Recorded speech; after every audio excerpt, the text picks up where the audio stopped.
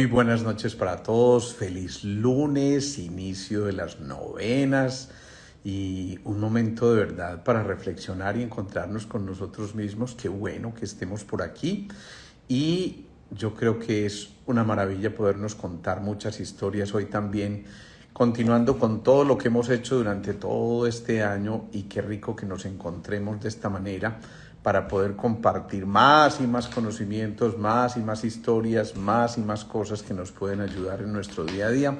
Así que un abrazo para todos los que se comienzan a conectar en este segundo, porque de verdad estamos muy felices de poder encontrar espacios como estos, como lo hemos hecho, insisto, durante todo el año, para poder llenarnos de motivos para continuar y darnos cuenta de que en nosotros residen muchas de las herramientas que están a nuestra disposición para realmente ser felices y estar íntegros con nosotros mismos. Hoy elegimos un tema muy especial y muy singular. Tu mente puede curarte, tu mente puede curarte. Y obviamente yo sé que este título suena bien llamativo y que en un momento determinado estamos pensando en de qué irá a hablar este señor, ¿sí? Y eso me encanta, porque yo creo que ahí empieza el proceso interesante de lo que vamos a tratar en este tema. Existe frente a esto un sano escepticismo, pero también un sano misticismo.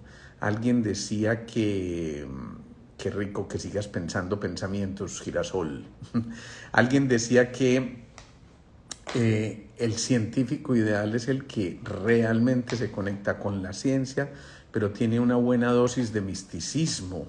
Y realmente yo creo que en ese equilibrio realmente radica en este momento esa tendencia a la que se dirige nuestra medicina, no del futuro, sino del ya, del este momento, porque hemos venido cambiando muchísimos de los conceptos que anteriormente nos acompañaban, y por supuesto esto implica ampliar nuestras fronteras de conocimiento, ampliar nuestras fronteras también de aceptación de muchos temas que en un momento determinado pues pueden parecer desconocidos, pero no por ello irreales o simplemente llenos de ese esoterismo barato que nos alejaría precisamente de lo que estamos buscando. Así que muy bienvenidos. Pensemos en esto. El cuerpo siempre está reaccionando a imágenes creadas o a imágenes que observamos continuamente en nuestro entorno. Así que esas imágenes nos están nutriendo desde el punto de vista de nuestros órganos de los sentidos, pero también de lo que despiertan en nuestro interior, y por eso es tan importante pensar en que cada una de las emociones, sentimientos, vivencias, experiencias que vamos teniendo nos pueden llevar a que nuestro cuerpo energético se manifieste cambiando la fisiología, el comportamiento de nuestras células, de nuestros órganos, de nuestros tejidos. Pongamos ejemplos claros y concretos.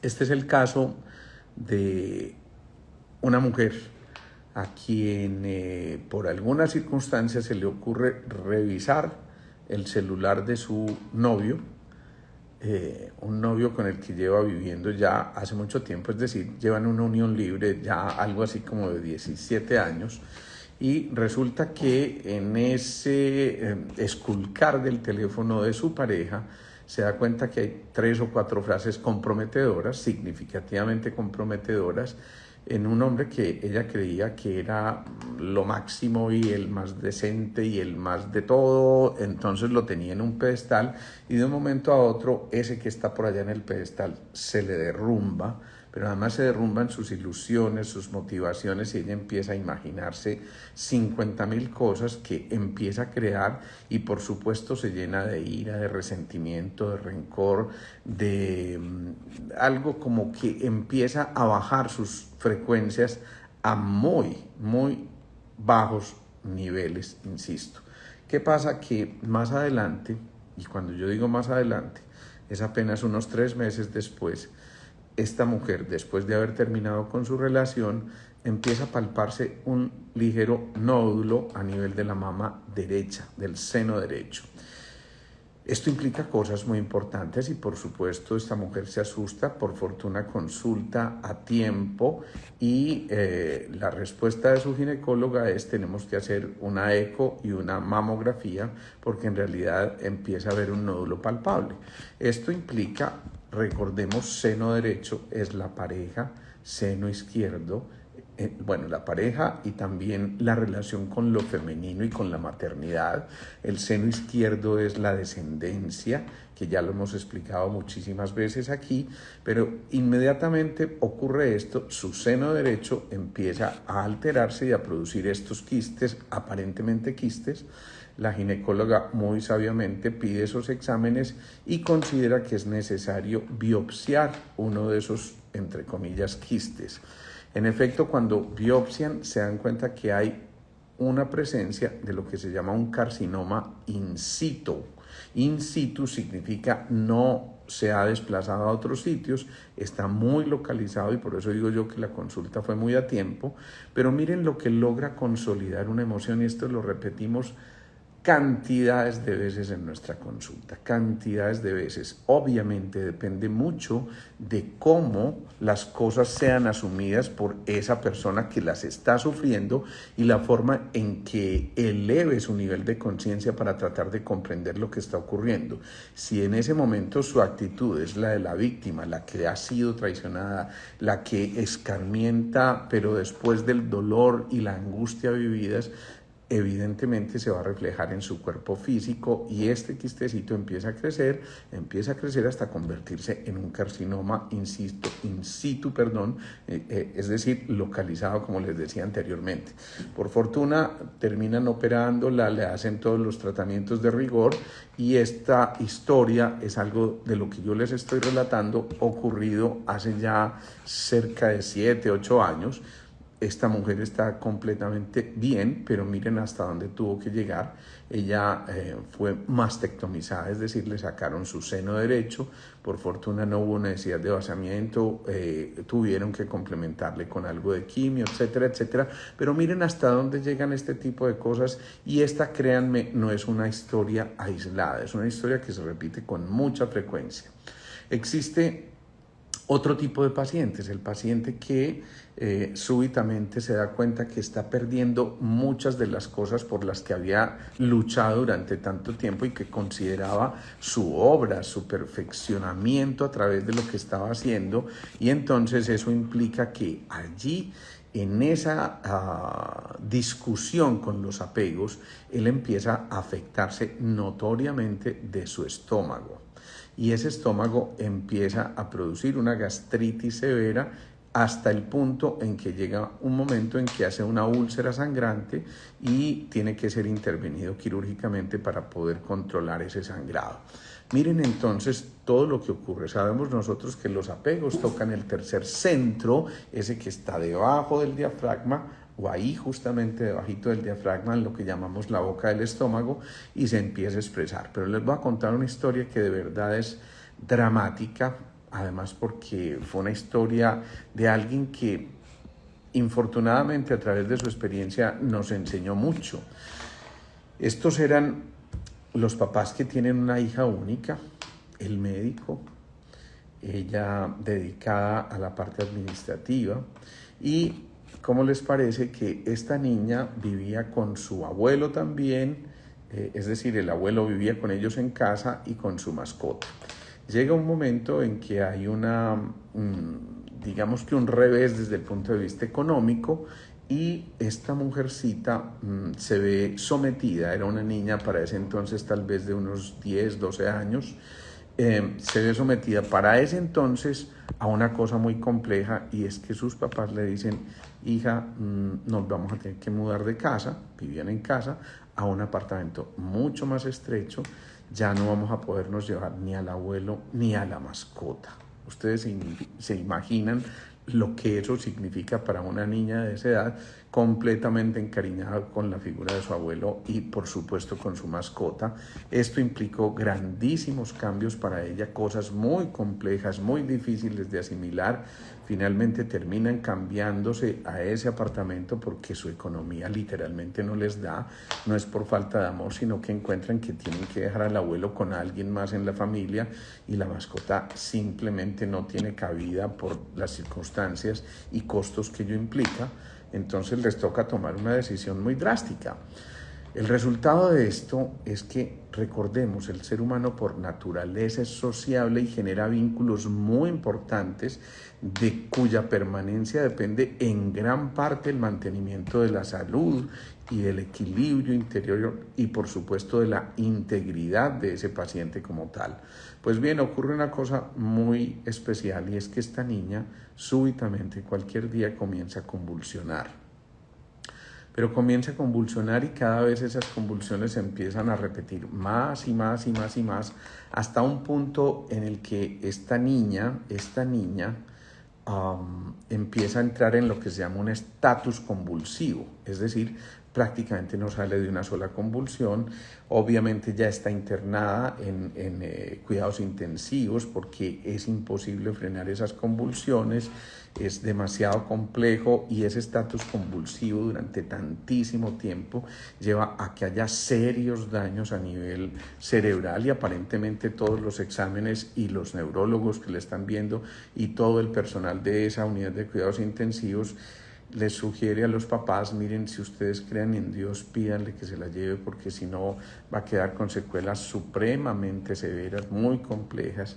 Imagínense lo que esto significa para esta pareja, además hija única, y a ellos se les ocurre consultar con un colega que les dice: hombre, ¿y por qué no buscamos la manera de llevarle el perrito a la unidad de cuidados intensivos? Este hombre, como les dije, era médico, el papá de la niña. Yo no sé cómo lograron hacerlo, pero lo cierto es que tuvieron esa idea tan especial y a ellos se les ocurre colar como pudieran el perrito a la unidad de cuidados intensivos. Bien, allí cuando el perrito llega, ella está en la cama repleta de mangueras, como dicen por ahí, es decir, estaba conectada a 50.000 aparatos, absolutamente inconsciente, en un estado casi comatoso, y el perrito, quien narra esta historia, la narra muy simpático porque ellos decían: ¿qué vamos a hacer? Porque el perrito empezó a brincarle a ella en su cuerpecito allí y entonces él como que la movía y la olía y le ponía su hocico y de repente esta niña empieza a abrir los ojos.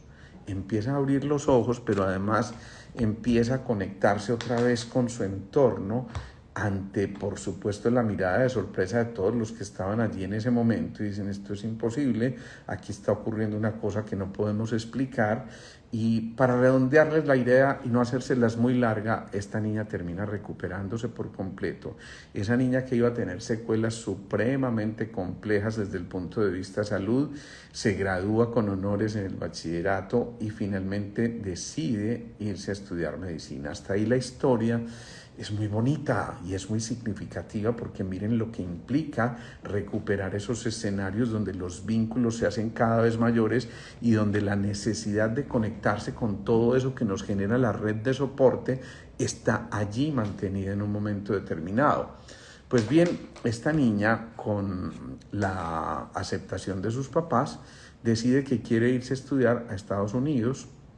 Allá vive tal vez uno de los mejores amigos del papá y finalmente organizan las cosas de tal forma que ella puede ir a cumplir su sueño años después. Estoy hablando de que ya habían pasado tal vez 4 años después de lo sucedido que les acabo de narrar. Pero miren lo que ocurre y desafortunadamente estas historias también pasan.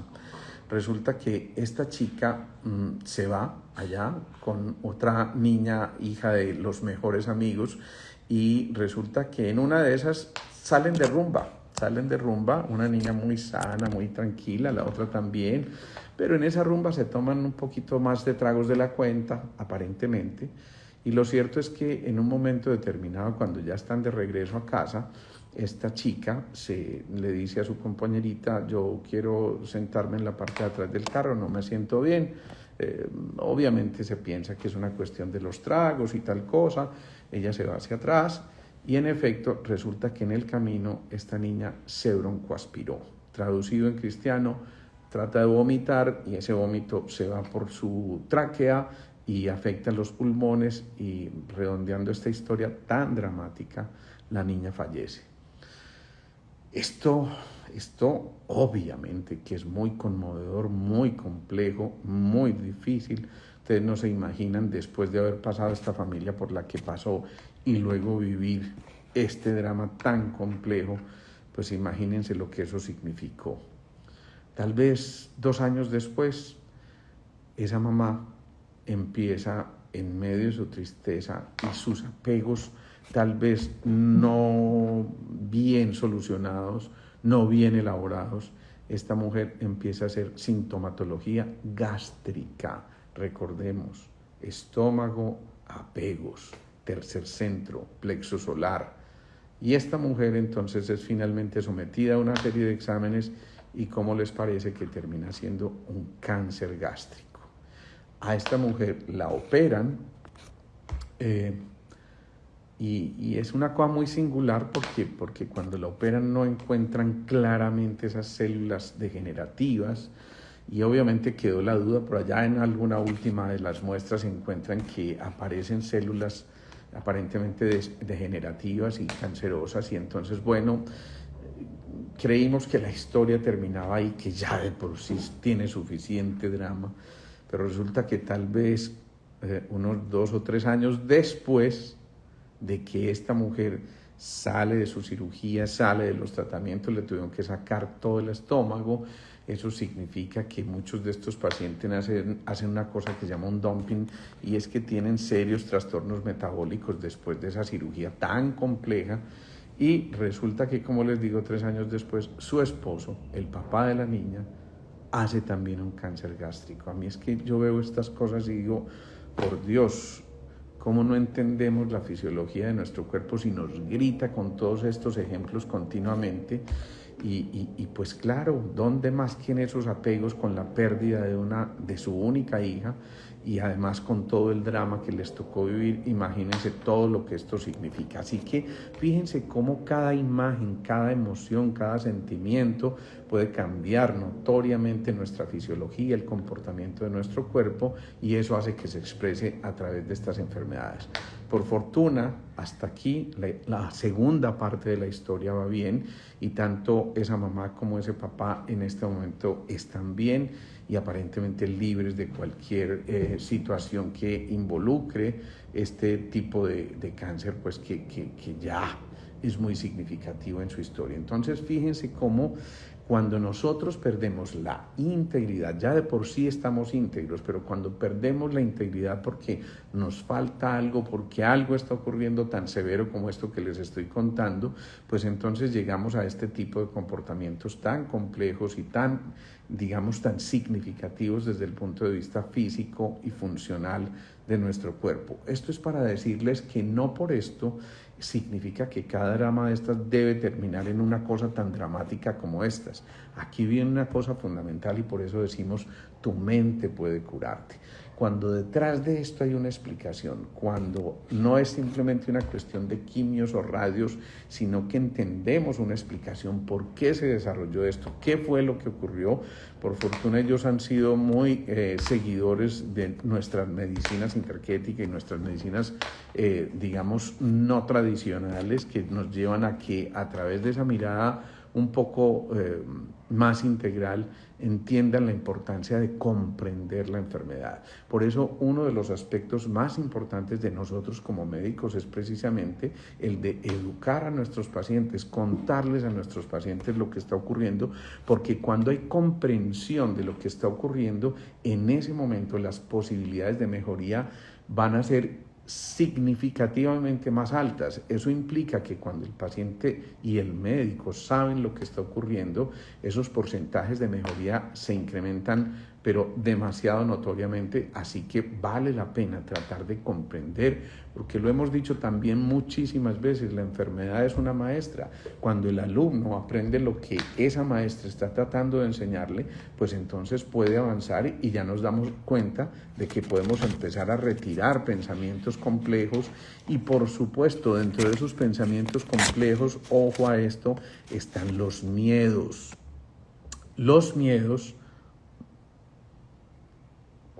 son un capítulo que bien merece que le paremos muchas bolas a esto, porque a través de los miedos se van formando capas que nos alejan de lo que somos realmente y que en un momento nos están diciendo, venga, tenemos que empezar a enfrentar esto.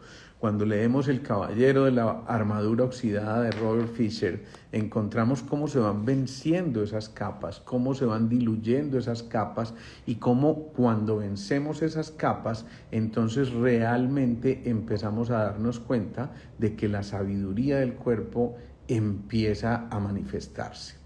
Hago aquí un paréntesis porque veo una pregunta. ¿El cuerpo tiene memoria de sanidad y tiende a sanarse? Sí, y es un sí rotundo. Digamos que hasta en el 75% de las enfermedades el cuerpo tendría no solamente los recursos propios, sino la capacidad interior de volver a regenerar esos órganos, sistemas, tejidos que finalmente también están conectados con nuestra esfera mental y emocional, y por tanto no se trata simplemente de sanar nuestro cuerpo físico, también hay que sanar las emociones, hay que sanar ese mundo de las ideas, hay que vibrar en patrones más altos, y ahí es donde empieza la verdadera sabiduría del cuerpo, donde empezamos a trabajar, por ejemplo, en herramientas como la sugestión. En grupos de sanación que se hacen con pacientes con cáncer, entonces empezamos a tener cosas muy significativas, y es que en esos grupos de sanación se presentan lo que se llaman los apoyos grupales, y entonces se lleva a través de técnicas como la sugestión a que el paciente vaya visualizando cómo sus órganos y tejidos van respondiendo a una serie de órdenes que se van dando de manera subliminal y que empiezan a ocurrir cosas tan significativas. Y eso es lo que llamamos el efecto placebo. Pero existe también un efecto nocebo, y es que cuando nosotros creemos que algo nos puede ayudar bastante, es posible que eso termine realmente ayudándonos de manera significativa, aunque lo que estemos tomando realmente pueda ser apenas una pastilla de almidón, pero él convencido de que está tomando una pastilla específicamente para este tipo de cosas, empezamos a darnos cuenta de que realmente a partir de la creencia se pueden crear las respuestas. Pero también existe el efecto nocebo. Por ejemplo, hay gente que está supuestamente recibiendo quimioterapia, pero resulta que están haciendo un ensayo clínico en el que les dan una pastilla placebo, es decir, algo de almidón con cualquier cosa que tiene menos, es decir, cualquier cosa menos la sustancia que les están diciendo, y resulta que estas pacientes, por el solo hecho de pensar que están tomando su quimioterapia, empiezan a tener la pérdida del cabello, y pierden el cabello como si realmente estuvieran recibiendo la quimio, cuando en realidad no les están dando nada distinto a esto. Así que fíjense cómo tanto el efecto placebo como el efecto nocebo pueden tener efectos muy significativos. ¿Qué ocurre, por ejemplo, en esto que me estás preguntando de las vías urinarias? Que existe o está sucediendo en un hombre. Las vías urinarias frecuentemente están relacionadas con los hijos, la descendencia y por supuesto también la pareja. Recordemos que el segundo centro, que tiene que ver sobre todo con próstata, testículos, matriz, ovarios, todo esto tiene que ver precisamente con todo lo que está relacionado con los hijos, la descendencia. Insisto, la descendencia que no solo es la biológica, sino también, por ejemplo, la empresa que se quebró y todas esas cosas. Entonces tocan ese segundo piso, que es el de la creatividad en el plano físico, y frecuentemente terminan afectándose de esto. Es lo que le ocurre a un estudioso de la medicina la llamada nueva medicina, en el que Hammer empieza a hablar de lo que se llaman los focos de Hammer. Él mismo se dio cuenta que con la pérdida accidental de su hijo, él empieza a desarrollar un cáncer de testículo. Y esto es muy especial porque la esposa empieza a desarrollar un cáncer de mama. Fíjense que estas cosas empiezan a manifestarse. No significa, por fortuna, que todo el que pierde un hijo va a desarrollar este tipo de cosas. No, depende en gran parte de la forma en que asumamos este tipo de cosas, y de eso puede darnos testimonio muchísima gente que ha pasado por todo este tipo de situaciones. Así que pensemos que ahí hay una cosa muy significativa que nos está mostrando, hombre, hay cosas por explorar. ¿Qué ocurre en la diabetes tipo 2? La diabetes tipo 2 frecuentemente tiene que ser o está relacionada también con unos apegos que van más allá de eso, y es con las amarguras. Recordemos que la diabetes es una alteración del páncreas, y el páncreas es el órgano por excelencia del tercer centro o plexo solar, que no solamente segrega en la insulina, sino también el glucagón. La insulina, ustedes saben que es la moduladora de la concentración del azúcar en el cuerpo, y el glucagón ayuda a almacenar esa energía de depósito a través del hígado también. Y entonces fíjense lo que está ocurriendo con este tipo de pacientes. Frecuentemente son apegos mal manejados, pero en otro plano, que desarrollan, además de esa alteración, una incapacidad para renunciar a lo que está ocurriendo. Entonces fíjense, Herbert Benson, que era un estudioso muy especial de lo que él llamó las clínicas mente-cuerpo, junto con Joan Borisenko, él empieza a hacer un estudio en el que trata de demostrar que, por ejemplo, la oración no tiene ningún efecto especial y que no tiene ningún sentido, y de hecho hace un estudio con pacientes que están en cuidados intensivos. A unos los somete al tratamiento convencional, a otros, al segundo grupo, al mismo tratamiento, pero, ojo a esto, empieza a someterlo al mismo tratamiento, pero con una cosa muy especial, y es que ese segundo grupo recibe la oración de muchos que están intentando, aunque ni siquiera conocen a esos pacientes, intentando llevar lo mejor de ellos hacia esos pacientes que están requiriendo de la fuerza de la oración. Pues bien, para resumirles, al final Herbert Benson escribe un libro que se llama Curados por la Fe, y se da cuenta justamente de lo contrario a lo que él pretendía demostrar, que la oración no servía para nada, y se da cuenta justamente de lo contrario, y empieza a obtener resultados en los que se demuestra que ese segundo grupo, que además recibe los beneficios de la oración, empieza a recuperarse algo así como en un 60 y tanto % más que el grupo control. Fíjense cómo el apoyo social en un momento determinado, en este caso a través de la oración, pero también puede ser perfectamente lo mismo que hacen, por ejemplo, los alcohólicos anónimos cuando van a los grupos, que se sienten apoyados, que se dan cuenta que no están solos en su lucha. Y Herbert Benson además después escribe otro libro que se llama The Relaxed Response, algo así como la respuesta de relajación, donde enseña técnicas de meditación, y se da cuenta cómo con la meditación, con aquietar tu mente y tus emociones, las cifras de presión arterial disminuyen significativamente, el pulso se regula y de una manera absolutamente dramática, la circulación y los trastornos de ese tipo mejoran notoriamente, pero también mejora el sistema inmunológico, mejora el sistema gastrointestinal, mejoran los circuitos del sueño, y por eso es muy importante esto de más meditación y menos fluoxetinas. Creo que realmente esto nos está llevando a descubrir que en verdad nuestra mente puede curarnos, y por eso vale la pena que empecemos a tener ciertas instrucciones. Por ejemplo, para que haya esos vínculos es necesario que destinemos más tiempo a relacionarnos con los otros, y por eso idealmente tenemos que apostarle en el tiempo a trabajar. Idealmente, insisto, todavía en nuestros países subdesarrollados es difícil, pero idealmente trabajar menos de 40 horas a la semana, a menos que el trabajo se convierta en un motivo de placer tal que ya ni siquiera le llamemos trabajo, sino casi que entretenimiento, casi que nuestro hobby, que además nos pagan por eso, y eso es una maravilla. Entonces, trabajar menos de 40 horas semanales para poder entonces tener circuitos de descanso adecuado, dormir mucho mejor. No se nos olvide que cuando no dormimos se está incrementando notoriamente la producción de cortisol y de hormonas del estrés. Y por supuesto, esto implica también a que tengamos una prioridad fundamental.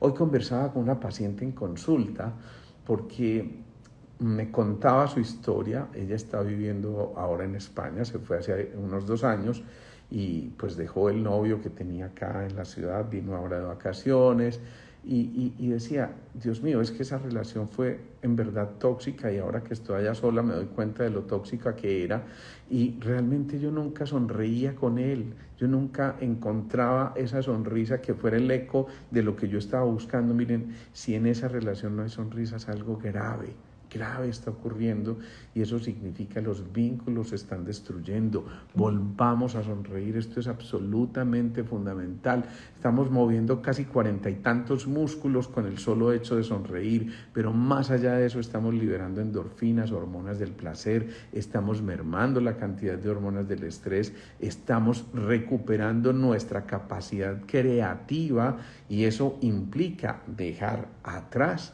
Yo voy a utilizar una palabra que no sé si exista, la capacidad de terriblificar las cosas. A veces las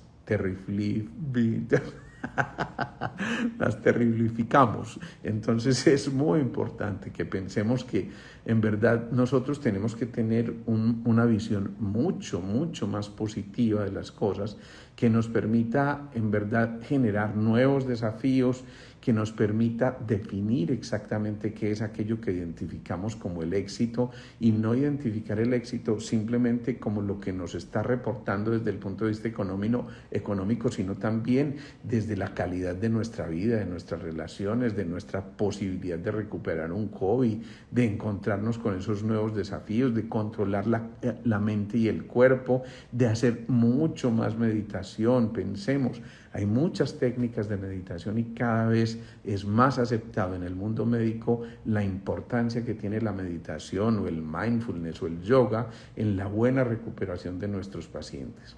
Eso implica también que cuando estamos conectados con estas disciplinas obtenemos nuevas miradas, empezamos a darnos cuenta de que hay simbolismos muy significativos que la vida nos trae en el día a día. A propósito de simbolismos, hago aquí un pequeño paréntesis. Este jueves vamos a hacer una charla muy especial con Susana Majul. Ustedes saben lo bellas que son ese tipo de charlas, porque en verdad crecemos todos y aportamos todos, y es muy lindo porque vamos a hablar de cosas bien significativas desde el punto de vista emocional, mental, espiritual, y por eso desde ya los invito a que este jueves, posiblemente para cerrar las charlas de este año ya, nos encontremos con Susana Majul aquí a las 6:30 de la tarde. Entonces les decía, esas nuevas miradas nos llevan a que abandonemos frecuencias bajas como la ira, como el miedo. Cuando tenemos mucha ira o muchos miedos que se repiten y se repiten, empiezan a disminuir francamente las frecuencias que estamos emitiendo desde el patrón emocional, y nuestro sistema nervioso autónomo, aquel que se encarga, como su nombre lo dice, de las funciones autónomas, es decir, de las que no tenemos que pensar para que ocurran, sino que lo hacen de manera casi que en el automático. Ese sistema nervioso autónomo se puede ver alterado significativamente si no tenemos un contacto directo con eso de la comprensión, con eso de las nuevas miradas, con eso de la creatividad, con eso del sonreír, con eso del tener tiempo para vincularnos, y el sistema nervioso autónomo puede entrar en ataque o huida y entonces dispara el sistema nervioso simpático, que es el que genera cantidades de alteraciones. Todo esto también nos lleva a un estado muy complejo, que es el de sentirnos solos. Ojo, hay gente que puede estar sola literalmente, pero hay gente que en medio de una multitud puede sentirse sola, y eso significa un sentido de separación en el que se pierde gran parte de la alegría, porque ya lo hemos dicho, el ser humano necesita de esos vínculos y necesita de la presencia de los otros. Entonces, si nos aislamos de esas comunidades, de esas redes de apoyo, vamos perdiendo la capacidad creativa. Cuando decimos tu mente puede curarte, es necesario que nos relacionemos sanamente con nuestra tribu, con nuestra aldea, con nuestra gente que nos rodea y que está dispuesta a mostrarnos otra parte del camino. Eso implica renunciar, por ejemplo, desde el punto de vista mental, y por eso decimos otra vez, tu mente puede curarte. Renunciamos al perfeccionismo, a la falta de tiempo, a cosas tan importantes como ver el mundo de manera hostil, a estar emitiendo juicios o críticas continuamente. Ojo a esto, a maldecir. Y cuando decimos mal de alguien, nosotros mismos estamos casi que enterrándonos el puñal porque nos llenamos de resentimientos, a veces hasta de remordimientos, que son absolutamente contrarias a la emoción ordenante, que es la emoción del amor. Miren, se han hecho estudios en niños que están sometidos a ambientes hostiles, complejos, difíciles, llenos de rencor, de odio, de resentimiento, y resulta que estos niños incluso por ese solo hecho pueden disminuir la producción de la hormona del crecimiento y definitivamente tener alteraciones significativas en esa rata de crecimiento. Así que es muy importante que entendamos esto. Cuando ocurren este tipo de circunstancias, el hipotálamo, que es una glandulita que está en esta zona, le da una orden a la hipófisis a la tiroides y la tiroides a las suprarrenales, o también a los testículos y los ovarios, y se puede alterar notoriamente la producción de ciertas sustancias. Por ejemplo, se puede incrementar la adrenocorticotropina, que es una hormona que al final va a producir más cortisol, esa hormona del estrés tan compleja, esa hormona que va a hacer que ese sistema límbico, el de nuestros pensamientos, el de donde se registran nuestras emociones en el cerebro, esté dando órdenes tóxicas a ese cuerpo que llega a un punto en el que definitivamente altera su buen funcionamiento. Recordemos una cosa que tal vez mencionábamos en otro de estos lives, y es que el hemisferio derecho, hacia el lóbulo temporal, en esta zona, ustedes lo ven allá a la izquierda, por efectos de esto de las pantallas, ese hemisferio derecho está en relación con todo lo místico, pero también con lo creativo, con lo intuitivo, que es altamente importante cuando de curarnos a través de nuestra mente y nuestros pensamientos se trata. Recordemos que hay una cosa que algunos llaman energía, otros la llaman ki, otros la llaman chi, otros la llaman chakti. Y por eso existe una terapia tan interesante como el Qigong, que lo que se encarga es del flujo de ese chi, de esa energía, de ese orgón, de todas estas denominaciones que tiene, y entonces con simples movimientos estamos manipulando o manejando adecuadamente nuestra energía. Y eso hace que, por ejemplo, existan átomos que se conectan con otros, y según el teorema de Bell, esos átomos que una vez se conectaron jamás van a dejar de estar en contacto. Es decir, a lo mejor estos átomos que hacen parte hoy de nuestro cerebro estén haciendo parte en 8 días del hígado de una gallinita. Cosas como esas ocurren pero esos átomos nunca dejan de estar en contacto. Es por eso que empezamos a darnos cuenta de que realmente es posible la sanación a distancia. Cuando ustedes tratan de llevar una emoción alegre, una emoción de plenitud, de completitud a alguien que puede estar a kilómetros de distancia, a lo mejor en otro continente, es muy factible que a través de eso que Teilhard de Chardin llamaba la noosfera, esas ondas, esos patrones frecuenciales se desplacen y toquen los átomos de ese ser que está allá al otro lado del charco, esperando esta sana intención que ustedes tienen. Yo recuerdo en épocas de pandemia hicimos muchos trabajos de meditación por gente que estaba hospitalizada. Uno de esos, un familiar nuestro, donde todos los días nos sentábamos la familia completa a meditar por él, a llevarles energía, a visualizar cómo sus órganos y tejidos se iban recuperando, y créanme, estuvo a nada de ser intubado él de cabeciduro. Déjenme que yo voy a ser capaz, y con la ayuda de todos ellos voy a ser capaz, y todo el mundo lo miraba como quien dice, este se va a suicidar aquí sin permitir que lo intuben y todas estas cosas, y resulta que poco a poco él les fue mostrando que iba recuperando, llegó a niveles muy complejos de saturación de oxígeno que realmente estaban comprometiendo seriamente sus órganos, pero su vida misma. Y sin embargo, este tipo de cosas a distancia, por esas personas tan especiales, nos permitieron que se recuperara, y que por fortuna hoy en día sin ninguna secuela especial. Entonces, fíjense cómo estas cosas ocurren. Si esto es así, también un pensamiento tóxico puede intentar alterar la fisiología de otros. Se hace una cosa que se llama el reflejo miokinético, que es además un poquito simpático por la demostración como tal, y es que alguien trata de separarle estos dedos a otra persona, él hace fuerza para no dejarlos separar, pero cuando todo el grupo está pensando negativamente en ese ser al que le están haciendo la prueba, inmediatamente se rompe fácilmente el nudo, y él no entiende por qué se le va la fuerza, porque no puede. Pero cuando el grupo empieza a pensar positivamente y le envía la mejor energía, de nuevo recupera su fuerza, y eso es lo que se conoce como el reflejo miokinético, que nos ayuda a conocer muchísimas cosas. Eso se utiliza muchísimo en nuestra mirada, digamos, complementaria de nuestra medicina, y nos sirve para muchas cosas. Así que pensemos que esto nos está llevando a cosas muy significativas. Dios mío, me están haciendo una pregunta que da para un seminario completo. ¿La violencia es una causa o una consecuencia de? Yo diría que eso va en doble vía.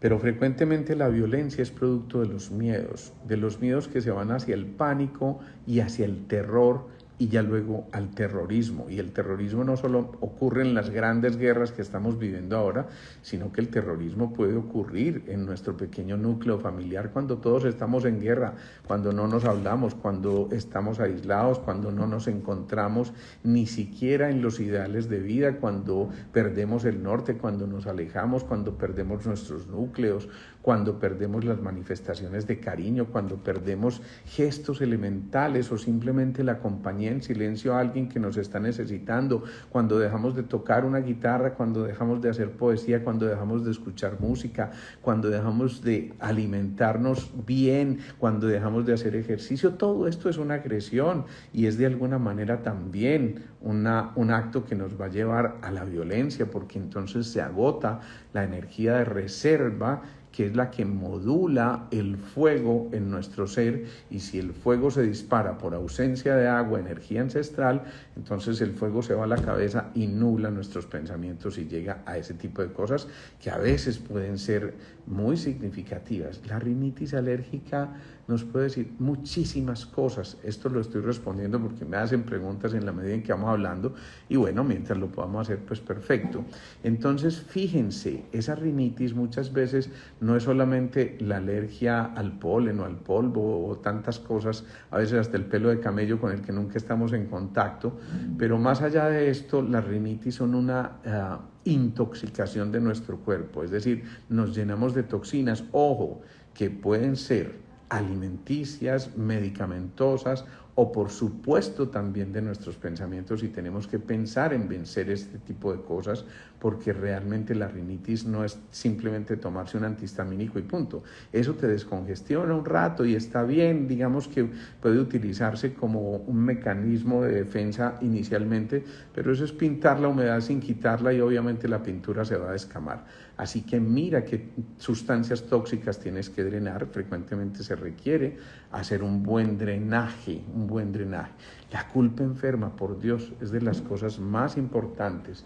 Joan Borisenko, la que les mencionaba ahorita, escribió un libro que se llama El amor y la culpa, y muestra clarísimamente en sus estudios en la clínica Mente-Cuerpo cómo la culpa puede alterar notoriamente nuestro sistema inmunológico, porque nos tocamos en el por mi culpa, en el timo, que tiene que ver precisamente con la relación de ese nuestro sistema inmunológico o de defensa. Entonces, importantísimo. Buenas noches, doctor. ¿Qué significa tener una arritmia ventricular? Ya me hice muchos estudios y todos salen bien. Pensemos en esto. A ver, Eva Duarte. El cuarto centro, el del corazón, es el centro relacional. Es el centro que tiene que ver con la manera en que nos interrelacionamos con los otros, no solamente con nuestra pareja, sino con nuestros hijos, con nuestros vecinos, con la sociedad misma, con la vida misma. Frecuentemente una alteración en los ritmos cardíacos, y eso incluye las arritmias ventriculares y por supuesto cualquier tipo de arritmia, están en relación precisamente con eso que nos está alterando el patrón de reconocimiento nuestro y de los otros, y que altera, por supuesto, esas posibilidades de que estemos en contacto directo realmente de corazón a corazón. Cuando se pierde esa relación de corazón a corazón y cuando en cambio nos nutrimos de la crítica, del odio, del resentimiento, de la ira, de todo eso que nos vamos guardando, pues el cuerpo habla, y una de esas manifestaciones, inicialmente por fortuna, son las arritmias. Y digo por fortunas porque muchas de esas arritmias son arritmias rítmicas. Bueno, eso daría para otro capítulo, pero esas arritmias rítmicas, digamos que no son tan graves desde el punto de vista del mantenimiento de la integridad y que no amenazan seriamente nuestra vida. Por supuesto, si esto no se corrige y si el proceso relacional continúa alterado, puede llevar a efectos infinitamente más tóxicos. Démonos cuenta pues entonces cómo realmente nuestra mente puede curarnos cuando recuperamos el contacto con el respeto, ojo, con la esperanza, con el aliento. Ahí se pueden empezar a generar relaciones sanadoras. Yo les voy a decir lo que alguna vez un colega, y muy recientemente me repetía, él me decía: aléjate de cualquier médico que no sea un afirmador de la vida. Es decir, que ese médico que te lleve a generar esos pensamientos terribilificadores, miren cómo me salió de bien, está bien, esta vez, cuando eso ocurre, entonces fíjense, estamos teniendo serias alteraciones que nos pueden llevar a que definitivamente el pronóstico de la enfermedad se empeore notoriamente cuando estamos en contacto con personal de la salud, que al contrario nos llevan a que tengamos pensamientos catastróficos y que nos dicen: no, es que esto está muy mal, aquí ya no hay nada que hacer, aquí no, por Dios, qué pesar. O la mueca que le hace el que va a visitar al hospital y dice: uy, cómo te ves demacrado, Dios mío bendito. Nada peor que ese tipo de afirmaciones en alguien que está tremendamente aprensivo y que está tremendamente receptivo a todo lo que está en su entorno. Los ataques de pánico, Claudia, algo muy especial. Pensemos en esto, ya lo decimos, hay dos grandes emociones: el amor o el temor. Y el temor es derivado de la energía de reserva o de la energía ancestral o de la energía reticular o de la energía del riñón. Todas estas denominaciones para hablar de lo mismo. Entonces, ¿qué pasa? Que cuando la energía del riñón, esa que es la energía de reserva, esa que manejan también las suprarrenales, que a su vez manejan esos aspectos del estrés que mencionábamos, cuando eso está sometido continuamente a una alteración significativa, cuando no se vive un temor momentáneo porque te pitó un carro y te asustaste, sino una cosa que realmente está ahí pendiente todo el tiempo y tenemos temores todos los días y todo el día, pues entonces ya ese estatus empieza a cambiar, por supuesto, nuestra fisiología.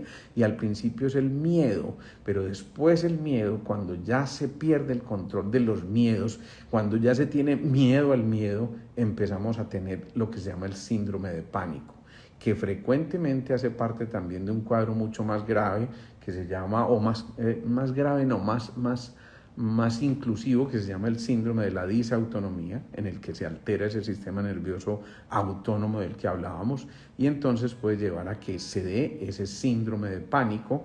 Y como les digo, la gran mayoría de las veces mejoran cuando nos acordamos de que hay que mejorar esa energía de reserva. ¿Y cómo se mejora la energía de reserva, que es la misma del riñón y suprarrenal? Desde los pulmones, desde la respiración y la dosificación de la respiración. Si de este live quedara solamente esa palabrita, respiración, yo me quedaría feliz. El solo hecho de respirar profundamente nos puede llevar a que empecemos a volver al autocontrol de nuestro cuerpo y a esa recuperación del 75% de las patologías que dependen de nuestros ritmos y pausas, que a su vez dependen de los pulmones y de la respiración. Así que en el síndrome de pánico, lo primero que nos tiene que llegar, respiración y ejercicio, porque durante el ejercicio estamos respirando muchísimo más y estamos llevándole a nuestros riñones esa información. De los miomas, miren, miomas es segundo centro. Los franceses son mucho de los dichos en la medicina y decían, mujer que no pare hijos, pare miomas. Por eso es frecuente que mujeres que no hayan tenido hijos empiecen a desarrollar esos tumores benignos del útero que pueden darse en distintas regiones de ese útero, puede ser en el endometrio, puede ser en la parte del miometrio, que es el músculo, o puede ser en la parte interior, y entonces de acuerdo con eso puede haber sintomatologías muy distintas. Pero esos miomas frecuentemente también empiezan a generarse por aquello que no nos atrevimos a concretar, a materializar, a llevar a cabo, eso que nos soñamos tantísimo tiempo y resulta que siempre encontramos excusas para no empezar y para que nos quedáramos ahí atrás y no lográramos cristalizar lo que nos habíamos propuesto. Esos miomas frecuentemente también tienen una relación con el conflicto con la maternidad, esa que tiene un terror a quedar en embarazo y a que de pronto vivió la educación, qué sé yo, de sus hermanitos o de unos sobrinos que eran muy plagas y entonces quedó con casi que pánico a quedar en embarazo. Entonces esto suele afectar. Cáncer de próstata, ya lo decíamos, es muy importante aquello de nuestro piso, de nuestro territorio, pero también en relación con la relación de pareja. Frecuentemente el cáncer de próstata tiene que ver muchísimo con eso y ese cáncer de próstata en realidad está relacionado con el no asentamiento de esas materializaciones o cristalizaciones. Así como ellas hacen miomas, nosotros podemos hacer trastornos en la próstata que pueden comenzar por una simple hipertrofia prostática, un crecimiento benigno de la próstata, a esto del cáncer de próstata. Es uno de los cánceres más frecuentes, entre otras cosas, porque frecuentemente no consultamos a tiempo y por eso es tan importante. Fibroadenomas en los senos. Recordemos que los senos son quinto centro, el mismo centro de la expresividad y de la manifestación, el mismo centro de los pulmones, de las tristezas que se acumulan acá, pero los fibroadenomas suelen estar relacionados con dificultad para expresarnos, con alteraciones en el segundo centro. Recuerden que el segundo, el centro pélvico, se une con el quinto y a veces una alteración en el segundo nos puede llevar a que haya alteraciones en el quinto que pueden tocar la tiroides, los pulmones o las mamas, que también desde el punto de vista energético pueden tener relación con esto. Así que esa parte también es muy, muy importante. Ay, el de la silla turca, me gusta esa pregunta, Lili, porque los tumores de la silla turca frecuentemente tienen que ver con la incapacidad de integrar muchas informaciones. Y entonces fíjense que esa silla turca está ahí donde se conectan los dos hemisferios cerebrales, el izquierdo y el derecho, y allí donde se une es donde se da la integración de la información. A veces nos da mucha dificultad integrar lo que es racional, matemático, concreto, con aquello que tiene que ver con lo intuitivo y lo creativo, lo musical, lo poético, y cuando eso ocurre frecuentemente se puede tocar esa silla turca, que a su vez es donde se aloja la hipófisis o pituitaria, que es una glandulita que se encarga de regular gran parte de las funciones metabólicas de nuestro cuerpo y que es bien importante porque en algunas mujeres puede producir amenorreas, es decir, la falta de menstruación, o galactorrea, secreción a través de los senos como si estuviera alimentándose un bebé. De la presión arterial frecuentemente tiene que ver con la resistencia a las cosas, con el no fluir con las cosas, con la irritabilidad del mal genio, con lo que el hígado maneja, que son las iras, y recuerden que el hígado es la madera que nutre al fuego, que es el corazón. Así que cuando se congestiona el hígado, frecuentemente la manifestación a nivel cardiovascular es el aumento de la presión arterial. Frecuentemente coincide con ser muy perfeccionistas, rígidos, estrictos, demasiado autoexigentes, y cuando nos golpean mucho las emociones, porque somos infinitamente más sensibles, resulta que el sparring de las emociones, el que recibe los golpes, es el endotelio, que es la capa interna de las arterias. Pues bien, ese endotelio, después de tantos golpes, se va inflamando, se va endureciendo y genera, por supuesto, más resistencia porque ya la arteria no se puede dilatar al paso de la sangre. Cuando el corazón bombea, que es lo que llamamos presión arterial, esa presión arterial obviamente se tiene que hacer mucho más fuerte si hay mayor resistencia en las paredes de las arterias. Fíjense pues todas estas cosas que hemos venido mencionando hoy, no los quiero saturar, pero realmente aquí tenemos herramientas muy significativas y démonos cuenta de que en verdad nuestra mente, nuestras ideas, nuestras emociones pueden curarnos si las resolvemos de manera favorable. Todo esto va a quedar aquí montado en el Instagram TV, va a quedar montado también en nuestro canal de YouTube a partir de mañana probablemente. Y fíjense cómo aquí tenemos muchas posibilidades realmente de que nos encontremos con muchas cosas. Hay una pregunta que no quiero dejar pasar y es la de la salud mental. Recordemos que nosotros somos no solamente una esfera física, sino emocional, mental y aún espiritual. Y eso es muy importante que pensemos en esto porque la salud mental tiene que ver con el dominio de nuestro cuerpo físico, de nuestras emociones, para ahí sí conquistar lo que se llama el polo neurosensorial o el mundo de las ideas. Si estos dos inferiores, es decir, nuestro cuerpo físico y las emociones, no son coherentes, no van en la misma dirección, obviamente nuestra mente y el mundo de las ideas se puede alterar significativamente y llevarnos a que nos ocurran cosas tan complejas como estas que estamos mencionando.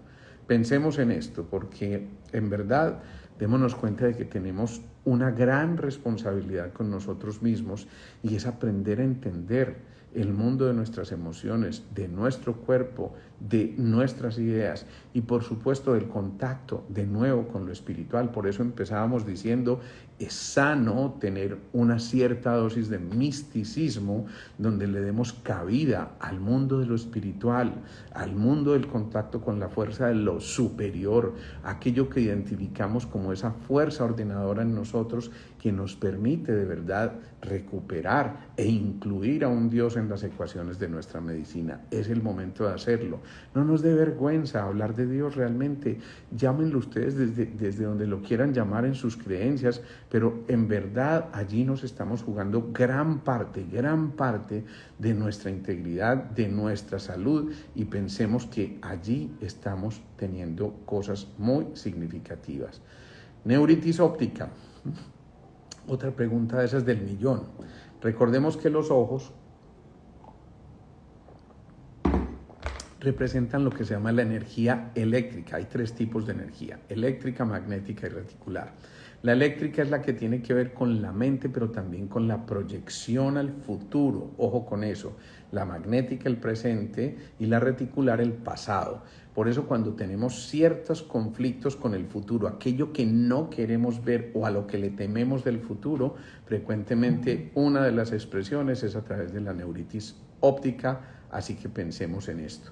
Me encanta que lo estén corroborando aquí cuando me dicen, es decir, a mí Jesús me salvó. Miren, en serio, no nos dé vergüenza de verdad hablar de estos temas porque yo, como médico, les digo, en la facultad me formaron de una manera muy científica y a veces hasta me llevaban a entender que era medio vergonzoso hablar de Dios, pero muy pronto, por fortuna, en el ejercicio de mi profesión, me di cuenta de que ese Dios que teníamos que incluir en las ecuaciones de nuestra medicina estaba allí presente.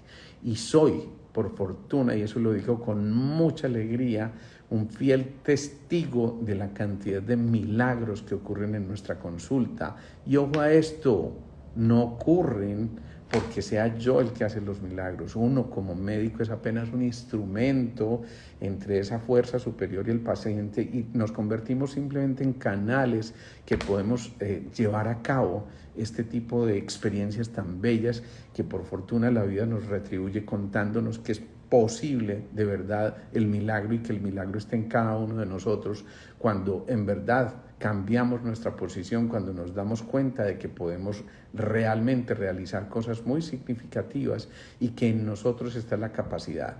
Cuando un maestro, aquí estoy viendo a Gerson, hace lo que hace con sus alumnos y enseña con amor, está generando el milagro que va a hacer que ese niño crezca en valores y en virtudes y posiblemente nunca llegue al mundo de las adicciones. Cuando esa mamá soba cariñosamente la barriguita del niño que se queja del dolorcito, como me decían los chilenos, es que a la guagüita le duele la guatita.